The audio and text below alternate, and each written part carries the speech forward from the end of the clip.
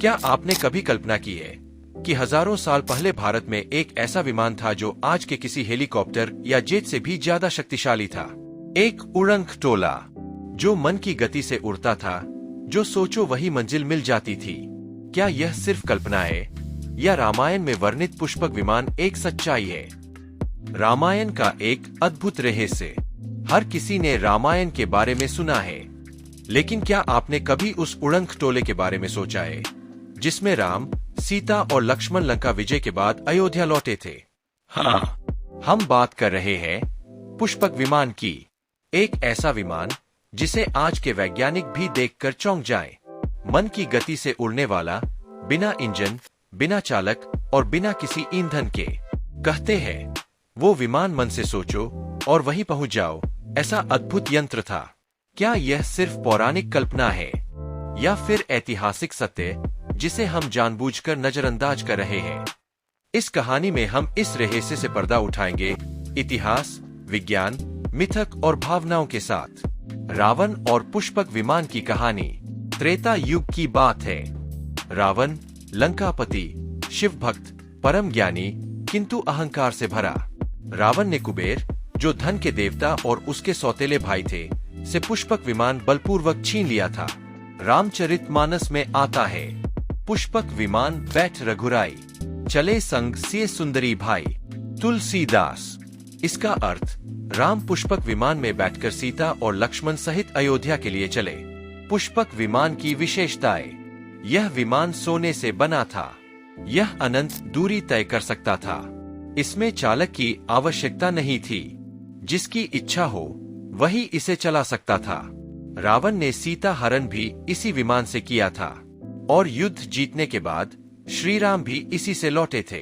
क्या यह विज्ञान था? अब सवाल ये उठता है, क्या ये सिर्फ कहानी है या फिर उस युग में वास्तव में ऐसी तकनीक थी? भारतीय विमान शास्त्र। भारत में एक प्राचीन ग्रंथ है, विमानिका शास्त्र, जिसे महर्षि भरद्वाज ने लिखा था।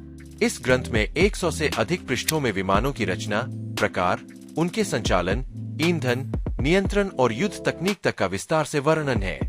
कुछ उल्लेखनीय बातें। ऋचक्र, त्रिपुर, अग्निरथ, पुष्पक जैसे कई विमानों का वर्णन। इन विमानों में दिशा बदलने की तकनीक, गति बढ़ाने घटाने के यंत्र और दृश्य अदृश्य बनाने के उपकरण भी बताए गए हैं। इन यंत्रों के लिए मानसिक ऊर्जा या प्रकाशीय यंत्र जैसी चीजों का उल्लेख मिलता है। क्या यह एंटी ग्रेविटी तकनीक थी या टेलीपैथिक कंट्रोल? पुरातात्विक संकेत। भारत के अनेक प्राचीन मंदिरों और गुफाओं में अजीब चित्र और संरचनाएं देखने को मिलती है।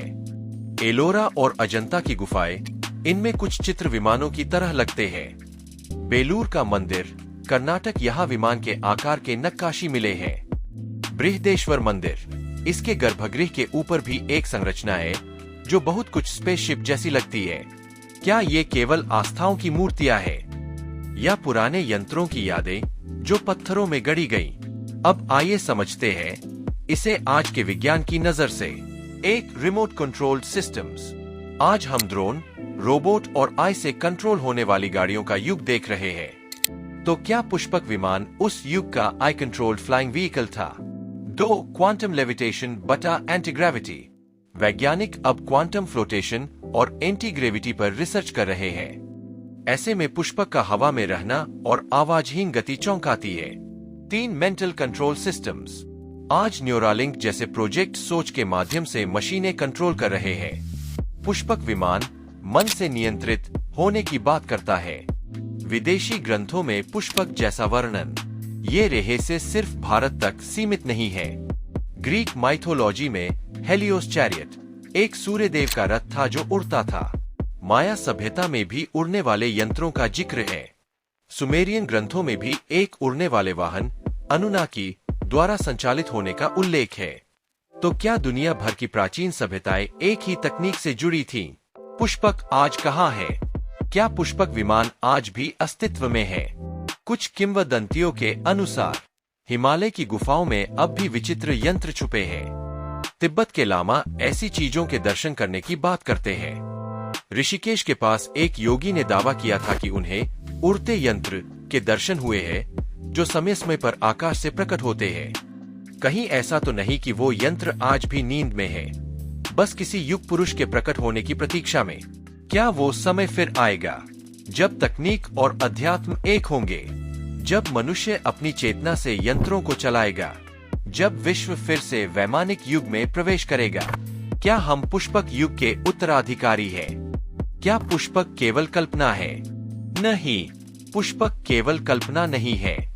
वह एक प्रतीक है हमारे संस्कार, ज्ञान और गौरव का। अगर हम केवल भौतिक दृष्टिकोण से इतिहास को देखें तो हम आधा सत्य ही समझ पाएंगे, लेकिन यदि हम आध्यात्मिक विज्ञान, प्राचीन ग्रंथों और आधुनिक शोधों को साथ रखें तो हमारे सामने एक नई दुनिया खुलती है। पुष्पक विमान हमें ये सिखाता है कि हमारे पूर्वज कोई पिछड़े लोग नहीं थे, बल्कि वो ऐसी ऊंचाई पर थे जिसे हम अब विज्ञान कहकर दोहराना चाहते हैं।